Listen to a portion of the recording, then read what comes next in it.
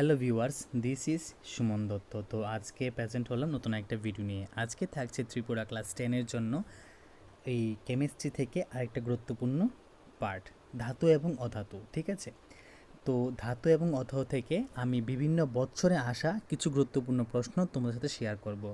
এই প্রশ্নগুলো কিন্তু বিভিন্ন বছরে বিভিন্ন পরীক্ষায়, মানে বিভিন্ন পরীক্ষা বলতে ক্লাস 10-এর পরীক্ষার মধ্যে এসেছে। একটি তরল ধাতুর নাম লেখো। কি বলবো আমরা? পারদ। পারদ হলো একটা কি তরল ধাতু। নিম্ন গলনাঙ্কের এমন একটি ধাতুর নাম করো যা হাতের স্পর্শে গলে যায়। এটা হলো গ্যালিয়াম, আর এটা হলো সিজিয়াম। গ্যালিয়াম ও সিজিয়াম। একটি ধাতুর নাম লেখো যা লঘু HNO3 এর সঙ্গে বিক্রিয়া করে হাইড্রোজেন গ্যাস উৎপন্ন করে।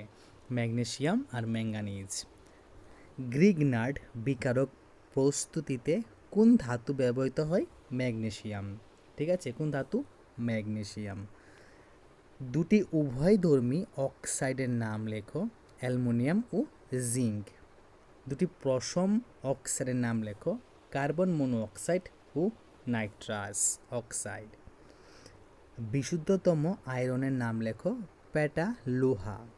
তাপ ও তড়িতের পরিবাহী দুটি অধাতুর নাম লেখো। গ্রাফাইট ও গ্যাস কার্বন। একটি তরল অধাতুর নাম কি? ব্রোমিন। দুটি ধাতু কল্পের নাম লেখো। দুটি ধাতু কল্পের নাম হলো আর্সেনিক ও অ্যান্টিমনি। CaCl2 এর মধ্যে কি ধরনের বন্ধন গঠিত হবে? তড়িৎ যোজী বন্ধন। Na এবং F এর মধ্যে কি ধরনের বন্ধন গঠিত হবে? তার মধ্যে কিন্তু তড়িৎ যোজী বন্ধন।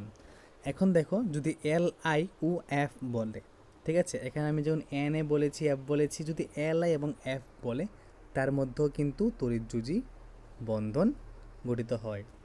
দেখো, এখানে 12টা প্রশ্ন আছে, এসবগুলো কিন্তু বিভিন্ন পরীক্ষায় এসেছে। ঠিক আছে, তো আমি ওই দিক থেকে চিন্তা করে দেখলাম, যদি তোমরা এই মানে বেসিক কিছু প্রশ্ন পড়লে, যদি তোমাদের পরীক্ষা খাতার মধ্যে 4টা বা 5টা প্রশ্ন আসে না, তো মনে করবে অনেকটাই তোমরা এগিয়ে গেছো। ঠিক আছে, মানে 4টা বা 5টা প্রশ্ন কমন পড়তে গেলে আমাদের অবশ্যই মানে এই যে পূর্বের যে আসা প্রশ্নগুলো সেগুলো পড়তে হবে। ঠিক আছে, তো আশা রাখবো সবাই ভিডিওটা প্রথম থেকে লাস্ট অবধি নিশ্চয়ই দেখবে, এবং অবশ্যই তোমরা মানে একটা প্লেলিস্টে ঢুকবে, দেখবে প্রথম যে প্লেলিস্টটা আছে ত্রিপুরা ক্লাস 10 2027 মেবি 26, মানে সব কোশ্চেন অ্যান্সার। এখানে কিন্তু অনেকটাই ভিডিও আছে। তো আমি কিছুদিনের মধ্যে থাম্বনেল লাগানোর চেষ্টা করব, কারণ থাম্বনেল ছাড়া তোমরা বুঝবে না। থাম্বনেল লাগার চেষ্টা করব, কারণ এখন সময় পাচ্ছি না। কিন্তু মনে রাখবে, থাম্বনেল থেকে ইম্পর্টেন্ট হলো কি প্রশ্ন উত্তরগুলো। ঠিক আছে, তো সবাইকে অসংখ্য ধন্যবাদ জানিয়ে আজকের ভিডিও এখানে শেষ করলাম।